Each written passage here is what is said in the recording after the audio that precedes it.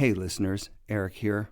I just wanted to let you guys know Sherman Poppen, the inventor of the Snurfer, and by most accounts, the North American instigator of this thing we call snowboarding, passed away yesterday at the age of 89. So our condolences go out to his friends, his family, and he was the first guy that I interviewed, and I went back and listened to episode number 1 of the FNRad snowboarding podcast when I was calling myself Shred Jesus, thinking about getting that phone call from Sherman. It was incredible to me. It gave me this spark of like, oh man, I can actually do this. And when I talked with him on the phone, he couldn't have been a nicer person. So this is the piece I put together for episode 1 of the show on Sherman. And yeah. Welcome to the FNRad snowboarding podcast. I'm Shred Jesus, and this is our first season. But when you're dealing with business, you're dealing with a lot of horseshit. And they were kind of like almost trying too hard to be wild and crazy. I remember standing at the top of the pipe with Bert Lamar in 86. It's Sherman Poppen returning your call. That's the inventor of the Snurfboard. It's 4:30 where I am, but if you get this while we're still up and not going to bed, give me a call. Hello? Welcome to episode 1. We're starting right at the beginning, before snowboarding was influenced by skateboarding and surfing. Yeah, 1965. Sherman bolts together a couple of skis and takes his daughters out to Snurf, a term his wife made up. So I saw it as a children's toy, really, something to play in the backyard, and replace the sled, because every year a few people died on sleds by running into trees head first. This way they could stand up, jump off, and jump back on and save their head. Sherman's working for an industrial supply company and designing Snurfboards on the side. He licenses the Snurfboard designs to the Brunswick Corporation, who markets Snurfing to kids and sells over 1 million boards in the late 60s and early 70s. You can tell he's proud of his invention.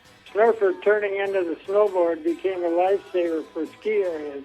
His hometown of Muskegon put up a sculpture to honor his invention. That's quite a sculpture now because it's covered with snow. The sculpture has a snowboarder at the bottom, and high up on top, Sherman's daughter rides a Snurfer.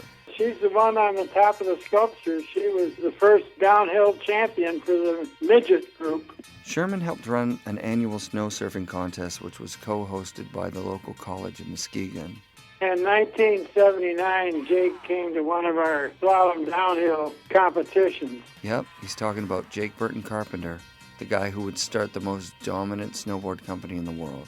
He'd been given a Snurfer for his 14th birthday by his father. Well, at that time, I had no idea who he was. But he hadn't gotten into production or anything. He was just dreaming about it, and he had this wonderful dream that there's more to this fun I'm having than just riding on the snow. He saw a future that, frankly, I dreamed about but didn't think it was possible. Sherman's kids grew up, Snurfing faded into obscurity with the rise of snowboarding, and the Poppins moved to Colorado. Surprisingly, Sherman waited nearly 15 years after meeting Jake to try a snowboard. Yeah, I didn't start even riding till I was 65 years old.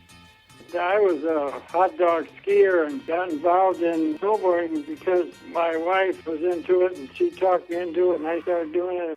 I had a used one that was like a 2x4 actually. What really happened, which really got me going, Transworld magazine had a business convention every year. I was the keynote speaker at the dinner meeting, and I came out to lodge the next morning with 500 snowboarders, and I came out with a pair of skis over my shoulder, and I got roundly by the following season. I was riding my usual 80 to 100 days a year. I had made friends with some of the guys from Burton, and this was in Steamboat Springs. They were having a big sales meeting there with tents and equipment, and the sales manager gave me one of their new boards to ride, and all of a sudden I knew my problems with snowboarding were over with. It was so fantastic.